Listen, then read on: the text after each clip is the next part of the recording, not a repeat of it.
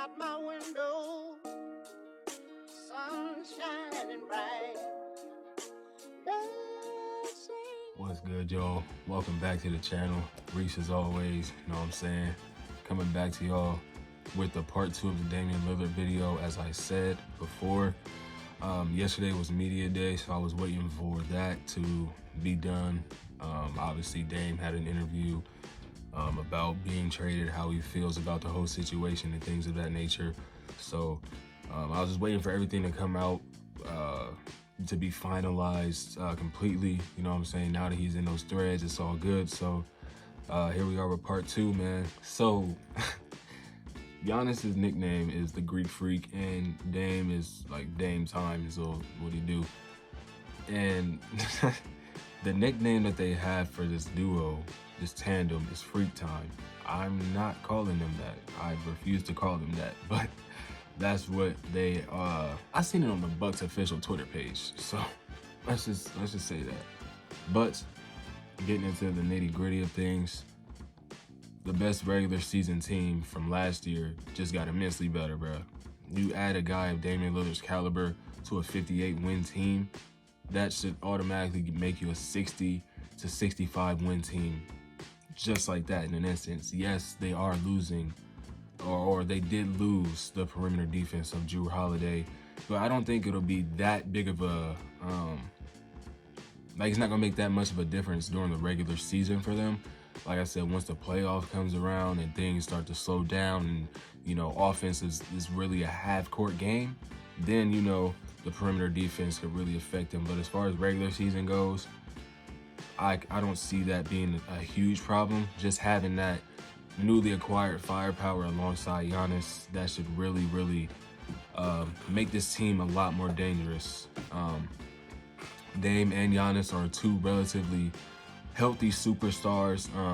A combined 43 missed games for them last year, but although that is over half of a season for two players combined, 10 of those games Dame had to sit out, which was at the end of the last season. He had to sit out due to a calf injury. It was really just the Blazers trying to tank to get their odds higher for that 3rd overall pick. So it would have been 29 missed games combined if it weren't for 33 missed games if it weren't for the Blazers making him sit that last 10. And then speaking of 10, I could see Damian Lillard going out there and average 10 assists this year for the first time. Having such a dominant pick and roll partner in a guy like Giannis, knockdown shooters, Chris Middleton, Brook Lopez, you got Pat Connaughton that can hit it from deep. New guys like Marjon Beauchamp, like, oh, bro, Bobby Portis can hit it from downtown, bro. Like, Dame, we really might see him at his best when it comes to playmaking that we've ever seen him in his career, bro. So I'm very much excited about that. During his media day interview yesterday, he did seem very much excited. It felt like he was comfortable being there already, which was, he stated that actually. He said, coming from one small market team to another small market team is not nothing. It doesn't feel very, like, obviously it's a new situation, new city, new state, new teammates, new organization, but it doesn't feel very different because it is a smaller market just as much as Portland was. Now, had he went to Miami, had he went to New York, had he went to LA, Chicago, those are big market cities. Those are, you can feel it, you know, you can actually feel it being in those cities and those organizations. But he did have a very warm welcome by the fans, by the organization, the day before media day, just arriving, feeling that love. I'm pretty sure he feels ready to go for the season for those fans. The preseason starts a week from today. October 10th is the first day that the NBA is officially back. It's not official because it's a preseason. Not everybody watches the preseason, but I'm gonna be watching. I'm gonna be annotating. I'm gonna be making videos. I'm gonna be taking notes. Obviously, it's not anything too serious, but for teams like a Phoenix Suns or Milwaukee Bucks, you want to see how those players will mesh heading into the season. So you want to get them some reps in those first couple games. So I'm gonna be watching. Also, in his media day interview, Dame stated that his agent brought up the possibility of being traded to Milwaukee to him a couple weeks ago. Before the trade even went down, Dame already had known that there was a chance that he could be, moving on and being in Milwaukee.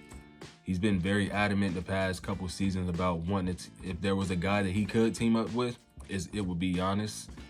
Neither of them had to leave their teams like in free agency. Dame got traded.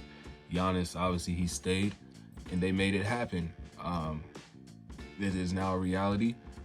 And I know I'm like just fumbling over my words a little bit, but it's so crazy to me still that trade went through the way that it did, because of when you consider the initial trade, it was just, obviously it was a 3-teamer, but when you consider what the Blazers got back, it was Drew Holiday, Pat Connaughton, and a couple pick swaps. But then you add in the Drew Holiday trade pieces, what the Blazers got back for Drew Holiday. That is a W for both sides, in my opinion. Drew Holiday also gets moved to another contending team, the second best team in the East as of last year's record, as that shows. He is also now put in a position to succeed, as well as the Suns. Like I said, we know what they are: Kevin Durant, Devin Booker, and Bradley Beal, but they received a piece in Nurkic who will be a more willing to conform his game. He's a player that's more willing to conform his game because he's getting up there in age, as opposed to a guy that was a first overall pick, 25 years old. You're expecting him to just be a back to the basket, get the ball whenever, Devin Booker or Kevin Durant can't get it going, or Chris Paul can't get it going. No. Ayton wanted to be something, and that's why he was so unhappy in Phoenix. So him being in Portland, I'm excited, bro. Y'all know that's my team. I'm excited to see what he could potentially be now that he feels freed from an organization that he wasn't happy being a part of. And I'm gonna close it out with this here. Giannis obviously was yesterday was media day, so Giannis was obviously questioned about the trade and everything as well, and he was very specific with how he said things, especially, and there's the past couple months about him signing his extension. They brought that up once more, and he said, in his words, "As long as we are winning, I will be a Milwaukee Buck." Now, I haven't seen the Bucks have a losing season in quite a long time, but I know he means winning championships. So, there are 2 years left on his current contract, and he has a player option for a possible third year. Yes, he could sign the extension this summer, get it out the way before the season starts, but here's another quote that he said yesterday. He said, "Money is not important. A lot of fucking money is important." And basically what that means is he has an opportunity to build a bigger brand, like build more hype, more stock. There's the word. Build more stock for himself to elevate the number in that contract. Guys like Anthony Davis and Jaylen Brown, who just signed huge extensions and a huge contract for Jaylen Brown. Those dudes is nowhere near Giannis's level. Yeah, Anthony Davis is a top 75 player of all time, but that nigga's not Giannis. So, in his mind, he thinking, well, they just got this money. Y'all put this offer on the table when I'm worth way more than what them niggas is. That's basically what it is. So, he did say, though, that he would sign it next summer. I do believe him. Giannis isn't one of those dudes that just be talking. He's very strategic about what he says, and you could tell that yesterday in the interviews. And it would be in his best interest to go ahead and sign that extension. Just 28 years old, Damian Lillard being 33. You're going to want to be there to maximize the potential of a Dame and Giannis tandem championship. So go ahead and sign that extension. Even if he doesn't sign the extension next season, he still has another year and the player option on the back end of that. So Damian Lillard at that point would be 35, 36. So it makes sense. I'm on Giannis' side with this one, bro. But that's going to close out part 2 of the video. I thought I had more stuff in here. Obviously not. It is what it is. But I appreciate y'all tuning in, man. Like the video if you like the content.